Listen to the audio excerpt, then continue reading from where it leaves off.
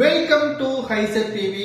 கனிமொழியை விரட்டி அடிக்கக்கூடிய வகையில் கேள்விகளால் கேட்ட தூத்துக்குடி மக்கள் பேருந்து நிலையம் அமைப்பதற்கு 40 லட்சமா? அதாவது பேருந்து நிலையம் கிடையாது, பேருந்துகள் வரக்கூடிய நிழற்கூடை, அதாவது பஸ் ஸ்டாண்ட் என்று எளிதாக நாம் கூறலாம். இதற்கு 40 லட்சம் ரூபாயா? இதிலும் ஊழலா?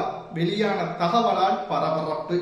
என்ன நடந்தது என்பதை தான் இந்த வீடியோவில் நாம் பார்க்க போகிறோம். தூத்துக்குடியின் எம்பியாக இருக்கக்கூடியவர் கனிமொழி அவர்கள், திமுகவின் எம்பி. நாடாளுமன்றத்தில் இருந்து வழங்கக்கூடிய அந்த தொகுதி நிதியில் இருந்து இந்த நிழற்கூடை ஒன்றை அமைத்துள்ளார். 40 லட்சம் என்று கணக்கு காட்டப்பட்டுள்ளது.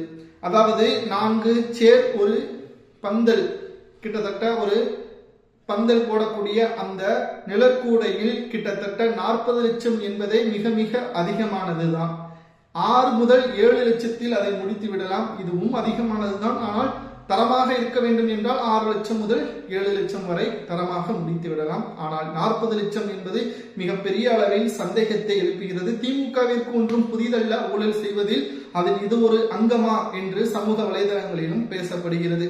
சரி, மக்கள் நேரடியாக கனிமொழி அவர்களிடம் கேட்ட ஒரே கேள்வியால் அதிர்ந்து போய்விட்டார் கனிமொழி அவர்கள். பேருந்து வரக்கூடிய இடத்தில் நிழற்கூடை என்று கனிமொழி கூறியிருந்தார். ஆனால் இங்கு வந்து பேருந்து வரவே கிடையாது, மக்கள் அவதிக்கு உள்ளாகிறார்கள் என்று பேசிய பொழுது, நீங்கள் திமுகவிற்கு ஓட்டு போட்டிருந்தால் பேருந்து நிலையம் இங்கு நேரடியாக மக்கள் பயன்பாட்டிற்கு வந்திருக்கும். ஆனால் நீங்கள் போட்டதோ விசிலுக்கு, நிச்சயமாக பேருந்து வருவது கடினம் என்பதை தெரிவித்திருந்தார். அதற்கு அப்பகுதி மக்கள், கடந்த 5 ஆண்டுகளாகவே இந்த இடத்தில் பேருந்தே வந்தது கிடையாது, வராத பேருந்து நிலையத்திற்கு எதற்காக நிழற்கூடை அமைத்து 40 லட்சம் ரூபாய் செலவு செய்கிறீர்கள் என்ற கேள்வியால் அதிர்ந்து போய்விட்டார் கனிமொழி அவர்கள். கனிமொழி அவர்கள் திமுகவின் மிக முக்கியமான நபர், தூத்துக்குடி தனது கோட்டை என்று கூறக்கூடிய நபர். ஆனால் தற்பொழுது மக்கள் தைரியமாக கேள்வி கேட்க ஆரம்பித்து விட்டார்கள், எளிய பாமர மக்கள். இதற்கு முன்னால் அப்படி கிடையாது.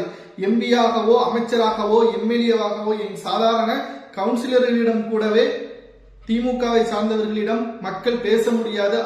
அவ்வளவு பாதுகாப்பு, அவ்வளவு கட்டாயம் அவர்களிடம் இருக்கும். ஆனால் இப்பொழுது முழுமையாக தலைகீழாக வந்ததன் காரணமாக பேருந்து கூட அமைத்தது சரிதான். பேருந்து எங்கே? இந்த இடத்தில் ஒவ்வொரு நாளும் பேருந்துகள் நிற்காமல் தான் செல்கிறது. இதற்கு ஏன் பேருந்து நிழற்கூடை? இதற்கு ஏன் இவ்வளவு நிதி என்ற கேள்விகளால் தூத்துக்குடியில் பரபரப்பு. கிட்டத்தட்ட கனிமொழி அவர்கள் அடுத்த முறை நாடாளுமன்ற தேர்தலில் தூத்துக்குடி தொகுதியில் போட்டியிட்டால் நிச்சயம் தோல்வி உறுதிதான் என்ற தகவலும் வெளியாகியுள்ளது. அடுத்த தேர்தலில் நிச்சயமாக மாநில அரசியலுக்கு வருவார். மத்தியில் அவர் இருப்பதை விட மாநில அரசியலில் வருவதற்கு அதிகமான வாய்ப்புகளும் இருப்பதாக நம்மால் பார்க்க முடிகிறது. ஏனென்றால் திமுகவின் நிலைப்பாடு, வயது மூத்த அரசியல்வாதிகள், அமைச்சர்கள், இவர்களால் தான் திமுக தோல்வியை தழுவியது என்ற ரிப்போர்ட் தற்பொழுது ஸ்டாலின் அவர்களது கைக்கும் வந்துள்ளது. இதை கனிமொழி அவர்கள் ஆரம்பத்திலேயே கூறியிருப்பார். மக்களிடம் எளிமையாக இருக்க வேண்டும். கலைஞர் அவர்கள் அப்படித்தான் இருந்தார். பல தவறுகள் நடந்தாலும் அனைத்து நபர்களுக்கும் திட்டங்கள் முழுமையாக சென்றது. ஆனால் கடந்த ஆட்சியில் திமுகவின் தொண்டர்களுக்கு திட்டங்கள் முழுமையாக செல்லவில்லை. அதற்கு காரணம் அமைச்சர்கள் குறுநில மன்னர்களாக செயல்பட்டார்கள் என்ற குற்றச்சாட்டுகளும் 38 உறுப்பினர்கள் கொண்ட ஒரு குழு ஒன்றை அமைத்தார் என்று நாம் கூறினோம் அல்லவா? அந்த தகவல் தெரிவித்துள்ளது.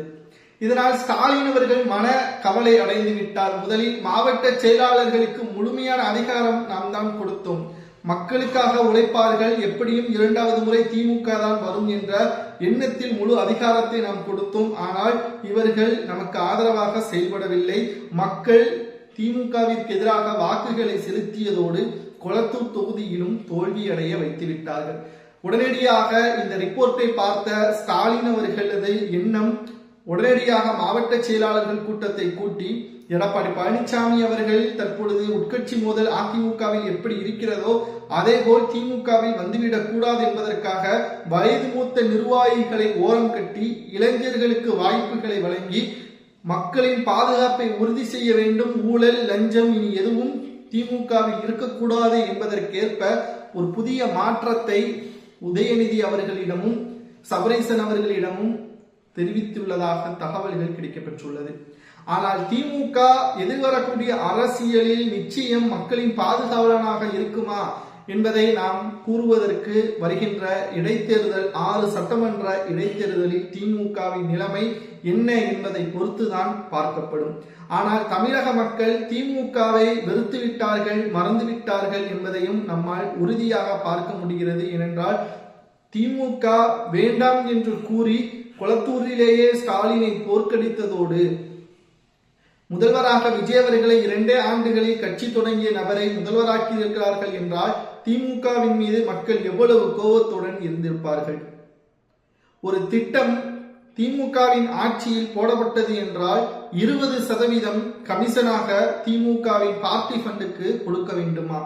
அது எந்த ஒரு திட்டமாக இருக்கலாம், பாலமாக இருக்கலாம், கல்வி நிறுவனங்களாக இருக்கலாம், நூலகமாக இருக்கலாம், சாலையாக இருக்கலாம். 20% ஃபண்டு என்றால் அது நிச்சயமாக மக்களின் வரிப்பணம் தான்.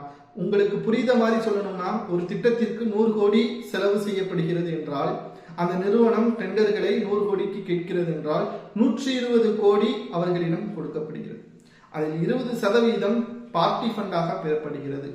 மேலும் அந்த 100 கோடியில் அவர்கள் அந்த பாலத்தை கட்டுகிறார்கள் என்றால் அது டேமேஜாக மாறுகிறது என்றாலும் திமுக நேரடியாக அந்த நிறுவனத்தின் மீது ஆக்ஷன் எடுக்க முடியவில்லை. இது நடந்திருக்கிறது. சில பாலங்கள் கட்டி முடித்த 3 மாதங்களில் விழக்கூடிய நிலைமையும் தமிழ்நாட்டில் நடந்திருக்கிறது. ஆனால் அந்த பாலத்தை கட்டிய டெண்டர் நிறுவனங்கள் மீது நடவடிக்கை எடுக்கவில்லை, எடுக்கவும் முடியாது. ஏனென்றால் பார்ட்டி ஃபண்டாக வாங்கியிருக்கிறார்கள். அவர்கள் வாயை திறந்தால் நிச்சயம் அது மிகப்பெரிய பிரச்சனையாக மாறும். இதனால் தான் தாவேக ஆட்சி அமைத்து 44வது நாட்களில் பார்ட்டி ஃபண்ட் கட்டாயமாக கொடுக்க வேண்டும் என்று எந்த நிறுவனங்களுக்கெல்லாம் அழுத்தம் கொடுக்கப்பட்டதோ அவர்கள் தானாக முன்வந்து எங்களிடம் கூறலாம், வழக்குகளை போடலாம், நிச்சயமாக நாங்கள் நடவடிக்கை எடுப்போம் என்று பொதுப்பணித்துறை அமைச்சர் ஆதவ அர்ஜுனா அவர்கள் அறிவிப்பையும் வெளியிட்டிருக்கிறார். கிட்டத்தட்ட திமுகவின் ஆட்சியில் ஊழல் செய்ய மாட்டோம் என்பதை விட ஊழல் செய்தவர்களை விடமாட்டோம் என்பதை சட்டப்பேரவையில் முதல்வர் விஜய் அவர்கள் பேசியிருப்பார். இதற்கு உதயநிதி அவர்கள் எதிர்க்கட்சி தலைவராக வெளிநடப்பு செய்யாமல் அங்கு தைரியமாக பேசியிருக்க வேண்டும். ஆனால் பேசவில்லை. ஏன்? தவறு செய்தவர்கள் பேச மாட்டார்கள் என்பதுதான் தற்பொழுது மக்கள் புரிந்து கொண்டார்கள். திமுகவில் அடுத்த கட்ட நிலைத்து நிற்க வேண்டும் என்றால் 3 முக்கியமான நடவடிக்கைகளை திமுக செய்தால் மட்டும்தான் அடுத்து எதிர்வரக்கூடிய அரசியலில் திமுக நிலைத்து நிற்கும். இல்லை என்றால் திமுக தமிழ்நாட்டில் ஆளும் கட்சியாக வருவது கடினம். முதலில் திமுகவின் கட்டமைப்பை மாற்ற வேண்டும். துரைமுருகன், KA நேரு, செந்தில் பாலாஜி போன்றவர்கள் மீது இருக்கக்கூடிய வழக்குகள் முடியும் வரை அவர்களுக்கான பதவிகளை வழங்காமல் ஆலோசகர்களாக இருக்க வேண்டும். 2வது, புதியவர்களுக்கான வாய்ப்புகளை வழங்க வேண்டும். 3வது, மக்களிடம் எளிமையாக தொடர்பு கொள்ளக்கூடிய நிர்வாகிகள் அமைக்க வேண்டும். இன்று தாவேகாவின் அமைச்சர்களை சுற்றி பொதுமக்கள் இருக்கிறார்கள். அவர்களது பிரச்சனைகளை நேரடியாக அமைச்சர்களிடமே கூறும் அளவிற்கு அவர்கள் அந்த சுதந்திரத்தை, அந்த உரிமையை, இது சுதந்திரம் கிடையாது, இது உரிமை, இந்த உரிமையை தாவேகாவின் அமைச்சர்கள் கொடுத்திருக்கிறார்கள். அந்த நடவடிக்கை எடுக்கிறார்களோ இல்லையோ, ஆனால் அமைச்சரை நான் நேரடியாக பார்த்து என்னுடைய குறையை கூறிவிட்டேன் என்று தெரிவிக்கிறார்கள். விவசாயியாக இருக்கட்டும், சாதாரண தொழிலாளியாக இருக்கட்டும், தெரிவிக்கும் அளவிற்கு தாவேகாவின் அரசு நடக்கிறது. ஆனால் திமுக அப்படியா? அமைச்சரை சந்திக்க வேண்டும் என்றால் PAவை சந்திக்க வேண்டும், அவருக்கு சில உபசரிப்புகளை செய்ய வேண்டும், அதற்கு பிறகு அமைச்சரை பார்க்க வேண்டும், அமைச்சருக்கு சில உபசரிப்புகள் செய்ய வேண்டும். அது நம்முடைய பயன்பாடு அமைகிறதா இல்லையா என்பதை தினந்தோறும் நாம் அதை பார்த்து கொண்டிருக்க வேண்டும்.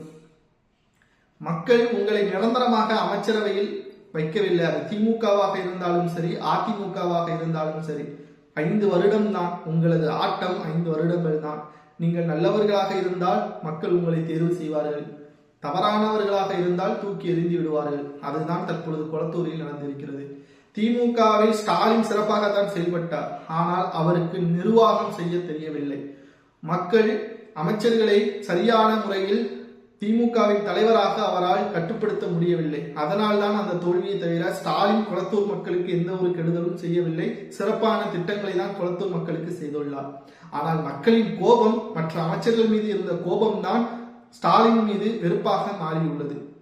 திமுக இதையெல்லாம் சரி செய்தால் நிச்சயமாக ஆட்சிக்கு வருவது உறுதி. இல்லை என்றால் இப்படி தூத்துக்குடியில் 40 லட்சம் அந்த நிழற்கூடை அமைப்பதற்கு முறைகேடாக பணங்கள் 40 லட்சம் என்று வெளிப்படையாக கூறும் அளவிற்கு இருந்தால் மக்கள் இனியும் திமுகவை புறக்கணிப்பார்கள்.